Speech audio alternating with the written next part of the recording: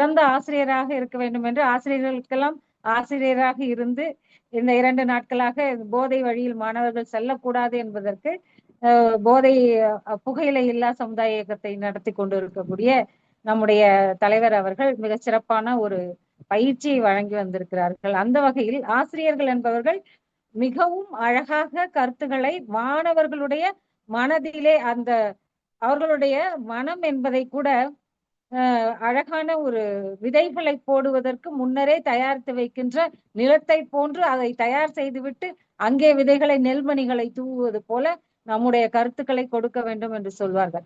அப்படி ஒரு அவை என்றாலும் அந்த அவையை முன் தயாரிப்பு செய்து கொண்டு இதில் மாணவர்களுடைய மாணவர்களுடைய மனதுல நல்ல விஷயங்களை கொண்டு போகணுங்கிற முறைமையெல்லாம் நம்முடைய மருத்துவர் ஐயாவை பார்த்துட்டு நம்ம கத்துக்கணும். அவருக்கு எடுத்திருக்கின்ற துறை மருத்துவம் என்றாலும் கூட ஒரு மிகப்பெரிய ஆசிரியருடைய பணியையும் மிகச்சிறப்பாக செய்திருக்கிறார்கள். எந்த நேரத்துக்கு எது தேவை, நம்முடைய இந்த களம் என்பது ஒவ்வொரு நிகழ்ச்சியும் நடத்தும் பொழுது அடுத்து வருகின்ற நம்முடைய சர்வதேச மகளிர் தினமாக இருக்கட்டும், ஒவ்வொரு தினத்தையும் கொண்டாடும் அறிவியல் தினத்தை கொண்டாட இருக்கின்றோம். இப்படி கொண்டாட்டங்கள் என்பது கூட அந்த தினத்தை சார்ந்து அதை நாம் மீண்டும் நினைவு கூறத்தக்க வகையில் மிக சரியான விஷயங்களை அழகாக நம்முடைய மனங்களிலும் பதிய வைத்து இதை நம்ம அப்படியே கடத்திட்டு போக முடியும்.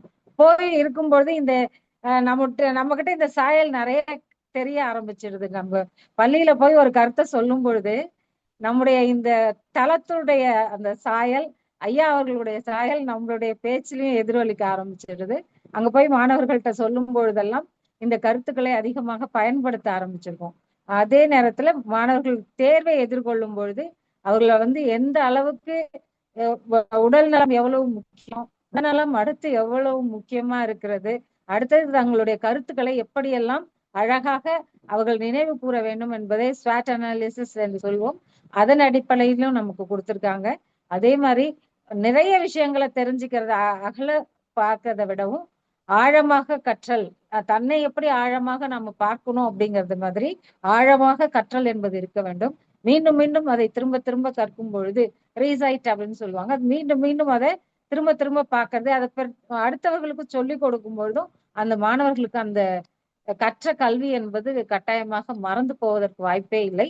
நம்ம ஒரு மிதிவண்டியை ஓட்டிட்டு நம்ம திடீர்னு எனக்கு ரொம்ப நாள் ஆச்சு பழக்கம் இல்லை அப்படின்னு நம்ம சொல்ல முடியாதுங்கிற மாதிரி தேவையான இடத்துல இந்த மாதிரியான களங்கள்ல மாணவர்கள் பயிற்சி எடுத்துக்கும் பொழுது அவர்களுக்கு தேவையான இடங்களில் அந்த அவர்கள் ஏற்கனவே கற்ற அந்த வித்தைகள் அவர்களுக்கு கை